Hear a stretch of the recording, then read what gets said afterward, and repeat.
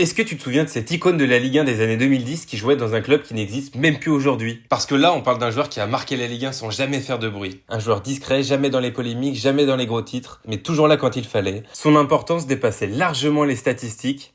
Un milieu de terrain élégant, intelligent, capable de jouer relayeur, piston, latéral, toujours juste techniquement. Pas le plus rapide, pas le plus spectaculaire, mais en sens du jeu, au-dessus de la moyenne. À Evian, il devient le cerveau de l'équipe, des saisons pleines, des buts importants, des coups francs redoutables et une régularité qui impressionne dans un club pourtant modeste. Puis il s'envole vers l'Espagne, au Celta Vigo, il explose vraiment, il enchaîne les matchs, les passes décisives, dicte le tempo et s'impose comme l'un des joueurs les plus fiables de Liga. Valence lui ouvre ensuite les portes. Un club historique, des grands matchs, des soirées européennes, un titre majeur en Coupe d'Espagne. Là encore, pas une star, mais un pilier. Même l'Atlético Madrid tente le coup. L'aventure est courte, mais son parcours est déjà gravé.